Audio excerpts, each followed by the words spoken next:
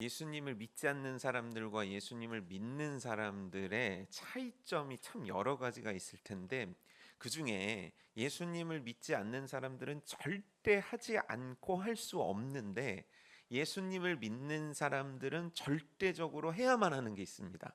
그건 무엇일까요? 네, 기도입니다. 기도죠. 안 믿는 사람이 기도하시는 거 보셨습니까? 뭐 이제 이해가 됐습니다. 어차피 그 사람도 안 하고 나도 안 하니까 그렇게 지금 잠깐 시간이 걸렸습니다. 죄송합니다. 제가 이렇게 센스가 떨어집니다. 안 믿는 사람은요 기도할 수가 없습니다. 설사 기도한다고 하더라도 그 기도는 하나님께 올라가지 않습니다. 그럼 기도는 누구만 할 수 있냐면 하나님의 백성, 하나님의 자녀된 우리만 할 수 있습니다. 근데 이 기도를 하게 되면 놀라운 일들이 일어납니다. 먼저 내가 하나님 앞에 어떤 소원을 아뢰면 하나님께서 그 소원에 대해서 들어주시는 우리가 생각하는 응답이란 게 있습니다. 또 우리가 생각하고 우리가 원하지는 않지만 하나님께서 하나님이 원하시는 응답을 우리들에게 주시기도 하십니다.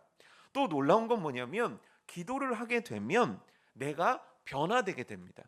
여러분 예전에 꼭 그 불량 학생들 학교에 오면 엄마 모시고 와 그럼 엄마들이 자기 아들 데리고 뭐라 무슨 말 꼭 한지 혹시 아십니까? 얘가 원래 착하대요. 근데 누구를 만나서 이렇게 나빠진 겁니까? 나쁜 친구를 만나서. 그래서 여러분들도 그렇고 저도 그렇고 새 학기가 되면 항상 자녀들을 위해서 기도할 때 빠지지 않는 기도 제목이 있습니다. 그게 뭐죠? 좋은 친구 만나게 해주세요. 이거예요. 왜죠? 좋은 친구를 만나면 좋은 영향력이 내 자녀에게 들어와서 내 자녀도 좋은 사람이 될 수 있다라는 거죠. 그렇죠? 자, 기도는 누구와의 대화죠? 하나님과의 대화예요. 하나님은 참 좋으신 분이에요. 그 참 좋으신 분과 기도를 통해 대화를 하게 되면 우리는 어떻게 될까요? 우리는 어떻게 될까요? 나빠질까요? 좋아질까요? 근데 왜 대답을 잘 못할까요? 둘 중에 하나입니다. 기도를 안 하기 때문이고 하나님의 좋은 거를 내가 별로 느끼지 못하기 때문일 수도 있습니다. 하지만 원리적으로는 그렇습니다. 내가 참 좋으신 하나님과 대화를 하고 시간을 많이 가지면 가질수록 나에게는 하나님의 좋은 영향력이 들어와서 나 역시 참 좋은 크리스천으로 변화되게 됩니다. 이거를 성화라고 하잖아요. 참 좋으신 하나님의 영향력이 나의 악함들을 씻어내고 참 좋으신 하나님의 능력이 나를 변화시켜서 나를 하나님 닮은 자로 한층 한층 성숙시켜 가는 것. 그 도구로 하나님은 우리들에게 기도라는 걸 주셨다는 거예요. 그래서 문제가 생깁니다. 뭐냐면 사단이 이 비밀을 너무 잘 알고 있다는 겁니다. 우리가 기도를 하고 우리가 기도를 많이 하고 우리가 기도를 잘하면 우리가 성숙되어지고 거룩하여지고 세상 사람들과 구별되어지고 하나님의 뜻을 이루는 자들로 사라지고 사명자로 살아들인다는 걸 사단이 너무너무 잘하는 겁니다. 그래서 어떤 일을 하냐면 사단이 우리로 하여금 기도를 못하게 합니다. 더 정확하게 얘기하면 우리로 하여금 기도를 안 하게 하는 선택을 하도록 만듭니다. 왜 기도 못 하십니까? 기도는 못할 수가 없습니다. 여러분 기도를 못 합니까? 아닙니다. 내가 생각하고 있는 한, 눈을 껌뻑이고 있는 한, 내가 말을 하는 한 언제 어디선지 기도할 수 있습니다. 버스를 타고 출근할 때 기도할 수 있습니까? 없습니까? 있습니까? 자, 그러면 지하철을 타면 기도할 수 있습니까? 없습니까? 확실합니까? 그러면 요즘처럼 새벽에 날씨가 추워지면 기도할 수 있습니까? 없습니까? 있습니까? 근데 놀라운 비밀이죠. 날씨가 추워지면 성도들로 줄어듭니다. 날씨가 더워지면 성도들이 줄어듭니다. 날씨가 적당하면 성도들이 줄어듭니다. 왜 그럴까요? 집에서 그렇군요. 집이 벌써 하나님께 예배하는 처소가 되셨기 때문이군요. 저의 믿음이 부족하군요. 기도는요. 언제 어디서든 누구든지 할 수 있습니다. 그래서 기도는 못할 수가 없습니다. 기도는 내가 놀랍게도 나의 자유의지를 써서 안 하는 겁니다. 기도는 절대 못할 수가 없습니다. 내 안에 성령께서 계시기 때문이죠. 그럼 내가 지금 기도가 멈춰져 있거나 기도 생활에 문제가 생겼다는 건 뭐냐면 내가 내 자유 의지를 그렇게 써서 기도를 안 하고 있는 겁니다. 사단은요, 우리들로 하여금 기도를 중지시키려고 엄청나게 노력을 많이 합니다. 우리들에게 바쁜 일을 주기도 하고요, 우리들에게 힘든 일을 주기도 합니다. 우리를 피곤하게도 만들기도 하고요, 우리에게 즐거움을 주기도 합니다. 우리들에게 너무너무 큰 행복을 줘서 기도하지 못하게 만들고요, 우리로 하여금 너무너무 불행해서 기도를 생각하지 못하게 만들기도 합니다. 하지만 정확하게 아셔야 합니다. 기도는 안 하는 나만 손해보는 일입니다. 기도를 안 하면 누가 손해보냐면 전 세계에 나만 손해봅니다. 기도를 안 하면 누가 손해보냐면 나와 연결된 사람들만 손해봅니다. 세상에서 가장 슬픈 자녀는 기도하지 않는 부모를 둔 자녀입니다. 교회를 다니는데 엄마 아빠가 기도를 안 해요. 그 자녀처럼 슬픈 자녀는 없습니다. 세상에 가장 슬픈 교우들은 누구냐면 목자가 기도하지 않는 목자를 만난 목원들입니다. 세상에서 가장 불행한 슬픈 반은 어떤 반이냐면 선생님이 착금 사역자가 기도하지 않는 반입니다. 세상에서 제일 슬픈 성도들은 기도하지 않는 목사를 만난 성도들입니다. 침울해졌죠. 그럴 줄 알았어요. 네. 기도는 너무 중요하기 때문이에요. 기도는 하나님의 능력을 끌어오고 하나님과의 동행을 만드는 유일한 수단입니다. 그래서 예수님도요, 이렇게 말씀하셨습니다. 항상 예수님은 사역 전에 이렇게 하셨는데 마가복음 1장 35절에 새벽 아직도 밝기 전에 예수께서 일어나 나가 한적한 곳으로 가서 거기서 기도하였다. 뭡니까? 예수님도 그 바쁜 공생의 기간 동안 항상 먼저 일어나 우선순위를 기도로 삼으시고 기도하셨다는 거예요. 왜죠? 기도는 하나님과 동행하는 수단이기 때문입니다. 기도하지 않으면서 하나님과 동행할 수가 없는 거예요. 하나님과 동행하지 않은 인생은 하나님이 원하시는 길로도 갈 수 없기 때문입니다. 예수님도 그래서 기도를 사역의 모든 순서에서 우선순위로 두신 거예요. 그래서 기도부터 하시고 나머지 일을 진행하신 거죠. 기도부터 하기로 작정하시고 그 기도를 위해 잠도 아까워하시며 잠도 아껴가시며 그 남들이 일어나지 않는 시간 하나님과의 만남의 자리를 우선순위로 정해놓고 기도하셨다는 거예요. 뿐만 아닙니다. 오늘 말씀에 야고보서 5장 13절에는 뭐라고 나와 있냐면 너희 중에 고난당한 자가 있느냐 그는 기도할 것이요 즐거워하는 자가 있느냐 그는 찬송할지니라. 이게 무슨 얘기입니까? 고난을 받으면 뭐 하라는 거예요? 왜요? 왜 기도합니까? 기도하면 그 고난을 이기게 하실 거니까. 자, 즐거운 일이 생겼을 때 뭐라고 나왔습니까? 찬송하라는 거예요. 찬송은 곡조 있는 기도라고 배우지 않았습니까? 왜 그래야만 합니까? 그때 이 감사의 조건들, 나의 즐거움의 조건을 누가 만들어 주셨는지를 생각해서 내가 겸손하여지고 감사하는 자가 될 뿐만 아니라 내가 교만하여 넘어지는 일들을 막아줄 수 있기 때문이에요. 성경은요, 우리에게 기도하라는 거예요. 근데 그 기도를 너의 삶의 어느 순서에 놔야 되냐면 우선순위에 놓으라는 겁니다. 자, 우선순위가 뭐죠? 우리는 너무너무 어렸을 때부터 이 교육을 잘 받아왔습니다. 자, 보세요. 밥을 먹고 나서 기도합니까? 밥 먹기 전에 기도합니까? 왜죠? 신기하지 않습니까? 오히려 밥을 먹고 나서 하나님 땡큐, 소화 잘 되게 해주세요, 이게 더 맞는 것 같지 않습니까? 여러분, 아침에 제일 먼저 일어나면 뭐 하라고 주일학교부터 배우셨습니까? 주일학교 혹시 어릴 때 다니신 분 계십니까? 주일학교 다닌 게 김미나 한 명입니까? 진짜 저 이런 식으로 하실 거예요? 이거 뭐가 이게 어렵다고. 내가 한 끝장을 볼 겁니다. 아주. 자, 주일학교 다니셨던 분, 어렸을 때 날라리로라도 다니셨던 분, 대충이라도 다니셨던 분. 자, 우리 배웠습니다. 공과 공부하기 전에 뭐 합니까? 기도합니다. 아침에 일어나서 기도하라고 배웁니다. 그래서 대한민국은 이 일을 얼마나 중요하게 생각했냐면 새벽 예배를 만든 거예요. 여러분, 새벽 예배 스케줄은요, 농부에 맞춰져 있는 스케줄입니다.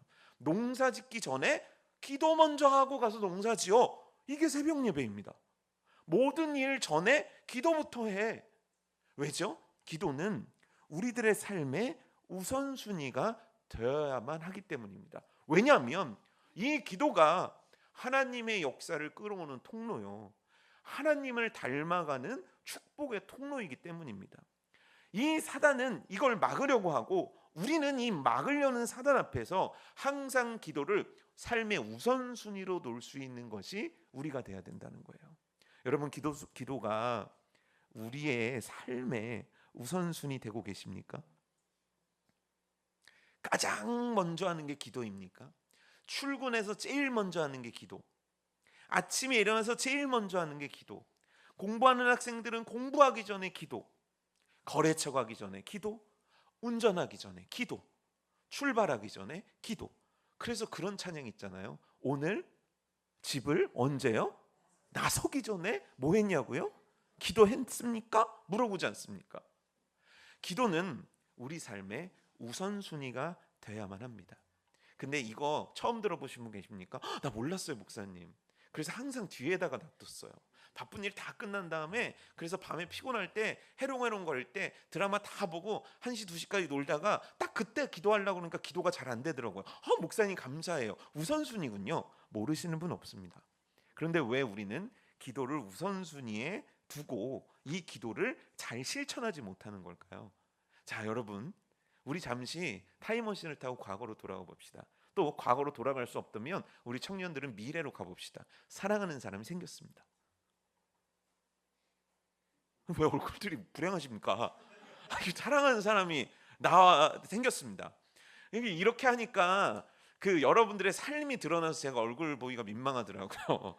그때 그 인간을 만나지 말았어야 되는데, 혹시 그런 분들이 계실까봐 그러면 제가 제 친구 예를 들도록 하겠습니다. 제 친구가요, 고1 때 딱 첫날 새학기에 첫날 교실문을 딱 열고 가는데, 교실문을 드르륵 열었는데 그 앞에 웬 여학생 한 명이 서 있었대요.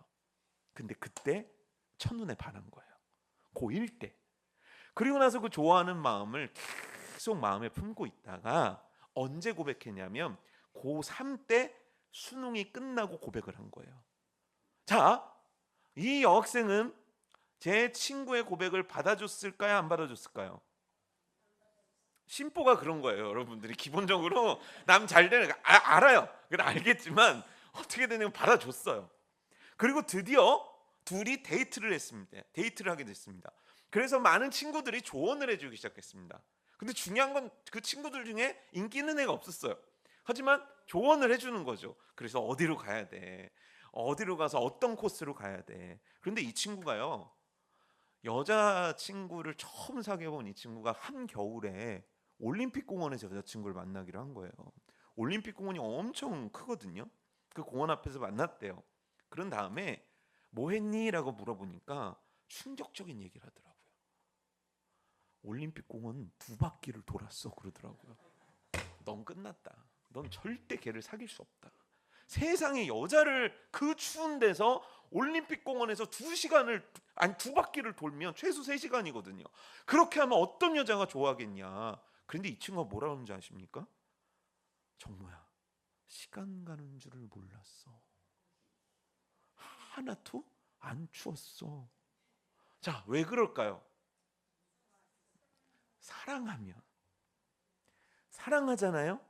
그렇게 얘기가 재밌습니다. 사랑하면요, 그렇게 그 사람하고 시덥지 않은 얘기도 그렇게 재밌습니다. 저희 누나가 좋아하는 사람이 생겼는데 중학교 때 핸드폰이 없잖아요. 그럼 어떻게 하는지 아십니까? 아빠가 주무실 때까지 기다리는 거예요. 그리고 몰래 까치발을 해가지고요, 전화기를 빼오는 거예요. 그 다음에 그거를 몰래 다 해보셨죠? 다 해가지고 그 달 전화요금이 얼마나 하는 줄 아십니까? 엄청나게 나온 거예요. 집이 난리가 났죠. 누가 해외에 전화를 했냐. 알고 보니까 사랑하는 남자가 생긴 여자가 그 남자와 통화를 하냐 생긴 일입니다. 제가 무슨 얘기를 하려고 그러는지 대충 이해가 되시죠? 내가 왜 하나님께 우선순위를 두고 기도하지 않냐면 사랑이 식었기 때문입니다. 하나님과의 사랑이 뜨거우면 얘기할 수밖에 없는 거예요. 그래서 하나님은요, 우리들에게 기도를 원하시는 게 기도를 하면 복 주고 기도를 안 하면 너한테 벌 주고 이런 유치한 개념이 아닙니다.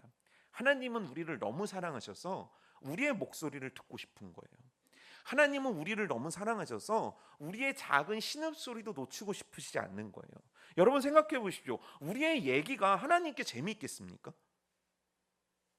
그런 생각 안 해보셨습니까? 우리의 기도가 하나님 앞에 너 참 참신한 표현을 썼구나 이런 게 하나라도 있겠습니까? 뻔하지 않습니까? 우리 같은 성도가 수억인데 지금까지 인류 역사로 따지면 셀 수도 없을 만큼 많은 사람들이 기도를 해왔을 텐데 내 기도가 과연 하나님께 재밌겠냐는 거예요. 근데 하나님은 그 기도를 듣기 원하신다는 거예요. 하나님이 우리를 사랑하시기 때문입니다. 그러면 우리가 지금 그 나를 사랑하시는 하나님 앞에 기도가 등한시되고 있다는 건 내가 하나님을 사랑한다는 겁니까? 사랑하지 않는다는 겁니까? 내게 있어서 기도가 중요함으로 다뤄지지 않는다는 건 내 신앙이 하나님을 향한 사랑이 온전히 향하고 있는 겁니까? 뭔가 문제가 생긴 겁니까? 뭔가 문제가 생긴 거예요. 그런데요, 놀랍게도요, 기도의 문제는 당장 드러나지 않습니다.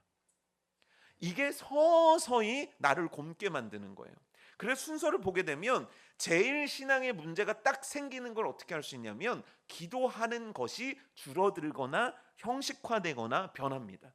그 다음에 말씀을 읽지 않는 현상이 일어나고 그 다음에 결과적으로 교회를 멀리하는 현상들, 예배를 멀리하는 현상들로 나타납니다.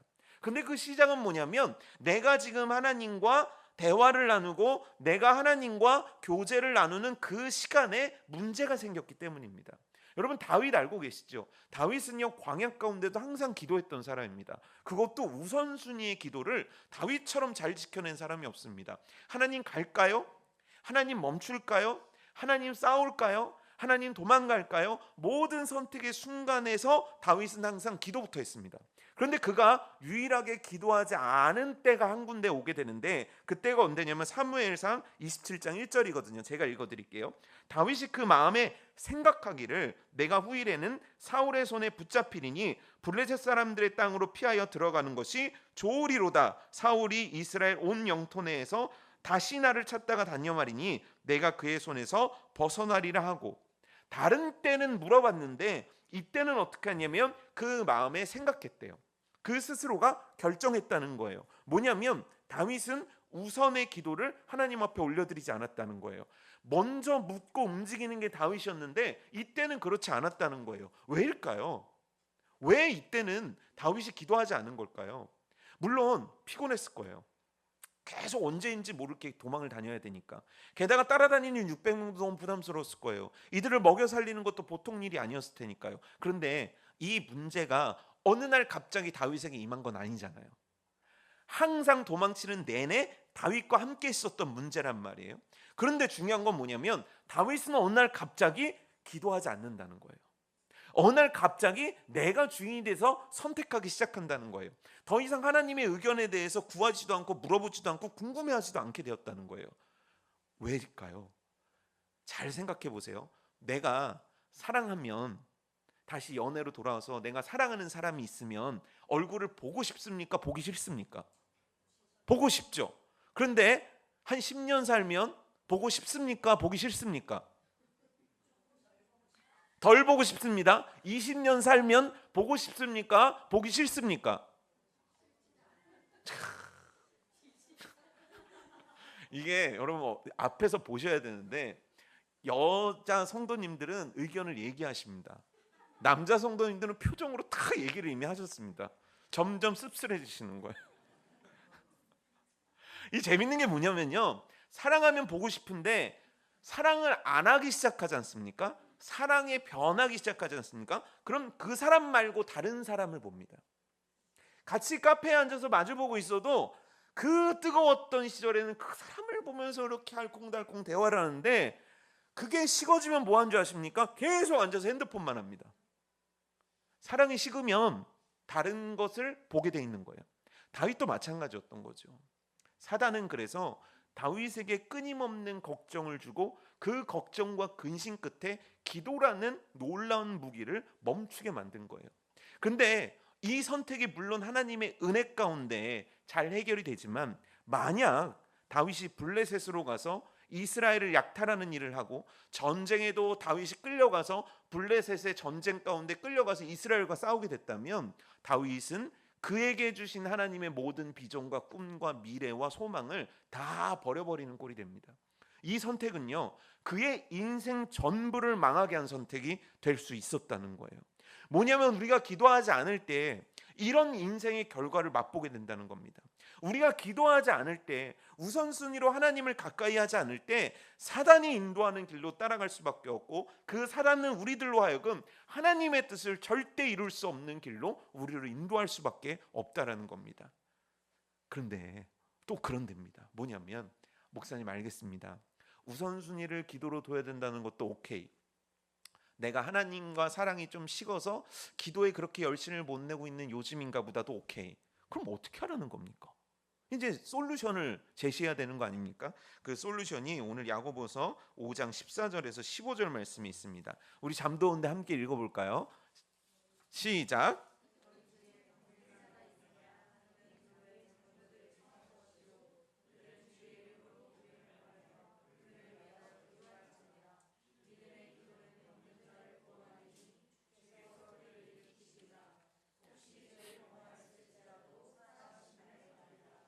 여러분, 하나님은 왜 우리에게 교회를 주셨을까요? 뭔가 할 일을 주시고 싶으셨던 걸까요? 뭔가 우리들에게 노동을 하길 원하셨을까요? 아니면 우리들에게 뭔가 수고를 원하셨기 때문일까요? 여러분, 하나님은요, 그런 단순한 이유와 가벼운 이유로 우리들에게 교회를 허락하지 않으셨습니다. 왜 교회를 허락하셨냐면 나 때문에 허락해 주신 겁니다. 나 잘 되라고 하나님은 교회를 주신 거예요. 우린 생각하죠. 막 교회를 위해 막 어마어마한 걸 해야 될 것 같이 생각하지만, 교회는요, 내가 크리스천으로 살아갈 수 있도록 하나님께서 만들어 놓은 최고의 구조입니다.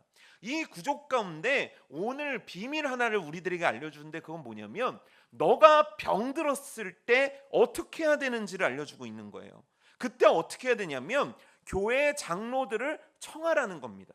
여기서 교회 장로들이 뜻하는 건 뭐냐면 교회를 뜻하는 거예요. 교회 성도들, 교회 목회자들, 교회 믿음 좋은 분들을 너의 인생 가운데로 청하라는 겁니다. 이게 무슨 뜻이냐면 내가 병이 들었다는 거예요. 근데 여기서 말하는 병은 육체적인 병만을 의미하지 않습니다. 마음의 병이 있고요, 물질의 병이 있습니다, 내 관계의 병이 있습니다, 내 자녀의 병이 있습니다, 내 영적인 병이 있습니다. 우리 삶에는 셀 수 없는 병이 너무너무 많습니다. 이 병이 뜻하는 건 뭐냐면 내 의지와 내 힘과 내 노력으로 해결할 수 없는 그것, 그래서 누군가의 도움을 받아야 되는 내 상태를 의미하는 거예요. 그리야 할 때 어떻게 해야 되냐면 청하라는 겁니다. 누구를요? 너희들의 지체인 성도들을, 믿음의 동역자들을 너희의 기도로 청하라는 겁니다. 쉽게 얘기하면 뭐냐면 너희의 기도 제목을 그 사람들과 함께 나누며 기도하라는 겁니다. 그래서 목장을 만들고, 그래서 소그룹을 만들며, 그래서 여러분들에게 기도의 훈련을 시키는 겁니다. 너희가 혼자 설 수 없다는 거예요. 혼자 기도의 용사로 365일 10년 20년 30년 아무 흔들림도 없이 기도 생활을 할 수 없다는 거예요. 우리는 병들 수도 있고, 우리는 처질 수도 있고, 우린 힘들 수도 있다는 거예요. 그래서 그를 위해서, 이 때를 위해서 우리라는 공동체를 주셨다는 거예요. 여러분, 누군가를 위해 기도하고 계십니까? 누군가를 위해서 기도하는 일들이 여러분에게 매우 중요한 일이 되고 계십니까? 아니면 여러분들은 여러분들의 마음의 기도 제목을 성도들과 나누고 계십니까? 왜 목장이 재미없는지 아십니까? 왜 소그룹이 재미없는지 아십니까? 맨날 겉얘기만 해서 그렇습니다. 겉에 얘기만 하는 거예요. 목장은요, 영적 그룹은 뭐를 해야 되냐면 영적 소통과 나눔이 있어야 되는 곳입니다. 모여서 잡담 나누는 곳이 아닙니다. 모여서 뭐를 해야 되냐면 그 사람의 기도 제목과 그 사람의 영적인 상태를 오픈하면서 서로가 서로를 보완해 주기 위해서 만들어진 게 영적 공동체의 특징입니다.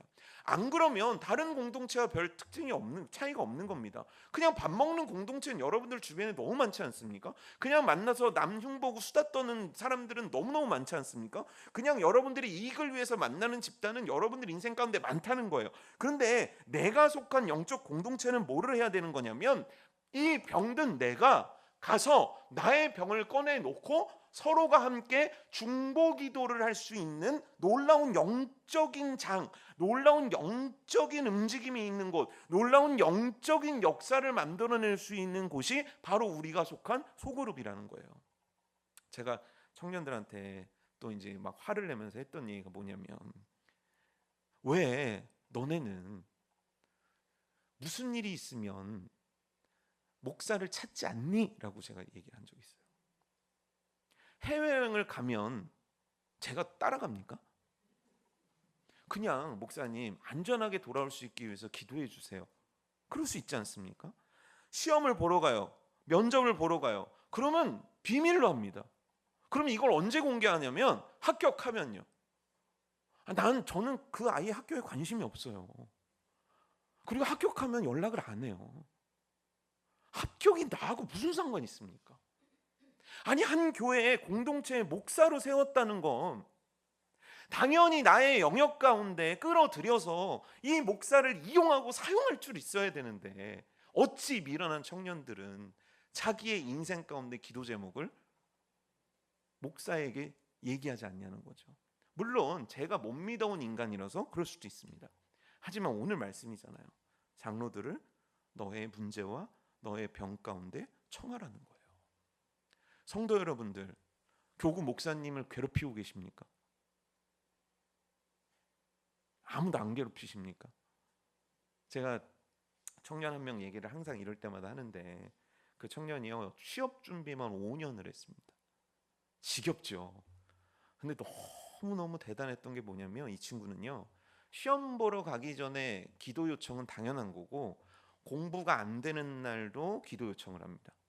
오늘 자기가 독서실에 왔는데 공부가 안 된대요. 나보고 어떻게 하라고요? 그런데요, 신기한 걸 발견했어요. 하도 그렇게 연락을 하고 저한테 기도 제목을 보내고 이러니까요, 어느 날은 컨디션이 별로여가지고 나 하나님 잠깐만 눈도장만 찍고 갈게요. 그리고 앉았다가 눈도장을 딱 찍으려고 그러는데 다른 성도 생각은 하나도 안 나는데, 그렇게 연락을 했던 그 친구는 생각나더라고요. 그래서 5년 동안 그 친구 기도는 하는 거예요. 여러분이 얼마나 지혜로운 성도입니까? 여러분들 목사를 괴롭히는 건 목사님한테 나는 뭐를 하라는 게 아니에요. 기도의 요청을 해야죠. 여러분 장로님들 괴롭히고 계십니까? 장로님들한테 왜 예산 안 올려주냐고 그런 얘기 하지 말고, 그런 거 하라고 장로님이 계신 게 아니에요. 그렇죠. 그럼 부수적인 일인 거고, 장로님들이 하셔야 되는 건 기도예요.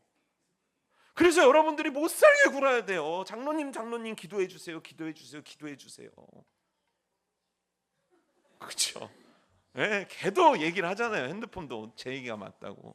여러분 목자를 괴롭히는 일을 하셔야 됩니다. 여러분 교회 리더들을 괴롭혀야 됩니다. 그냥 진짜 인격적으로 괴롭히라는 게 아니에요. 흉보라는 게 아니에요. 여러분들의 기도를 나누라고요. 여러분들의 문제 가운데 그 리더들을 끌어당기라고요. 여러분들이 볼 때 나보다 믿음이 더 좋다고 생각하는 사람들을 여러분들의 삶으로 끌어당기라고요. 그 방법은 뭐냐면 기도를 요청하라는 거예요. 기도해달라고 얘기하라는 거예요. 기도 제목을 보내라는 거예요. 근데 놀랍게도요, 그런 성도 찾기가 힘든 거예요. 그래서 물어봤어요. 왜 그러냐? 목사님 힘들까 봐요. 목사님 피곤할까 봐요. 여러분 양심 고백하자면 전 365일이 피곤해요. 전 45년이 피곤한 사람입니다. 여러분들 때문에 피곤한 게 아니에요. 여러분들이 기도 제목이 안 나올 때 피곤한 거예요. 그러니 옆으로 이렇게 쓱 보십시오. 여러분들이 기도 요청할 사람들이 너무 많지 않습니까? 이렇게 지금 목사가 보라면 죽으라는 것도 아니고 좀 보고, 좀 이렇게 쓱 한번 보세요. 바로 이분들을 위해서 기도해야 되는 거고, 이분들에게 여러분들의 삶의 문제들을 나누며 기도 요청을 해야 하는 겁니다. 성경이 그렇게 하라는 거예요. 왜냐하면 그 이유가 있는데, 첫 번째가 뭐냐면 서로를 위한 기도가 필요한 존재예요. 고린도전서 12장 26절엔 뭐라고 나와 있냐면, 만일 한 지체가 고통을 받으면 모든 지체가 함께 고통을 받고 한 지체가 영광을 얻으면 모든 지체가 함께 즐거워하느니라. 자, 제가 이거 손가락을 팍 쳤습니다. 자, 저는 어떻게 된 겁니까? 이 손가락이 어떻게 된 겁니까? 아픕니다. 그럼 어디가 아프죠? 온몸이 아픕니다. 그래서 여기다 붕대를 묶습니다. 그럼 어디가 불편합니까? 온몸이 불편합니다. 이게 지체라는 거예요. 지체는 연결되어 있어서 누군가의 고통을 외면하도록 지은 바 된 곳이 아니라는 거예요. 교회가 그렇다는 거예요. 그래서 우리는 마땅히 중보기도라는 걸 할 수밖에 없는 위치에 하나님께서 두셨다라는 걸 기억해야 됩니다. 두 번째는 뭐냐면 함께 기도하는 걸 하나님이 기뻐하신다는 거예요. 디모데전서 2장 1절에 이게 나와 있습니다. 그러므로 내가 첫째로 권하노니 모든 사람을 위하여 간구와 기도와 도구와 감사를 하되, 그리고 나서 3절을 보면 이렇게 나와 있습니다. 이것이 우리 구주 하나님 앞에 선하고 받으실 만한 것이라는 거예요. 하나님이 그 기도를 참 좋아하신다는 거예요. 하나님이 그런 성도들을 참 좋아하신다는 거예요. 하나님은 모여서 그 일을 할 때 참 좋아하신다는 겁니다. 세 번째는 뭐냐면요, 함께 기도할 때 이 기도를 하나님이 우리들에게 맡기셨다는 거예요. 오늘 야고보서는 뭐냐면 의인의 간구는 역사하는 힘이 어떻다고요? 크다고 나온 거예요. 의인이 누구죠? 의인이 누굽니까? 서정모 목사는 의인입니까? 그럼 조성욱 집사님은 의인이 아닙니까? 의인입니까? 의인입니다. 여러분, 놀랍게도 여러분, 우린 의인입니다. 왜죠? 예수 그리스도께서 죽으심으로 더 이상 정죄함이 없는 의인으로 하나님께서 그렇게 하셨기 때문이에요. 우리는요, 그렇게 기도해야 되는 사람들이라는 거예요. 그리고 중요한 건 뭐냐면요, 기도할 때 의인의 기도는 역사하는 힘이 크다는 건 하나님의 능력을 끌어올 수 있다는 거예요. 여러분, 이게 얼마나 복된 일입니까? 근데 왜 이 무기를 쓰지 않으시죠? 왜 혼자 외롭게 신앙생활 하시죠? 왜 혼자 기도가 힘든데 이 기도를 어떻게든 혼자 버텨내려고 하시죠? 하나님께서 우리들에게, 이 연약한 우리들에게 방법을 알려주신 거예요. 너희들 함께 기도해라. 함께 기도해라. 함께 기도해라. 함께 기도할 때 내가 일하고, 함께 기도할 때 내가 역사해 줄게. 이게 오늘 본문 말씀을 통해서 주시는 하나님의 약속된 말씀인 거예요. 2019년에 한 탈북한 친구의 간증을 들은 적이 있었거든요. 스토리가 이렇습니다.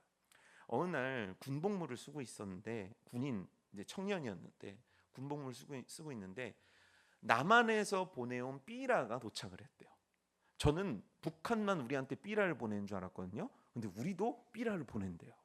그래서 그 삐라 내용이 무슨 내용이냐면 남한은 이렇게 잘 살고 남한은 이렇게 뭐 어떻고 막 그런 걸 적어놨대요.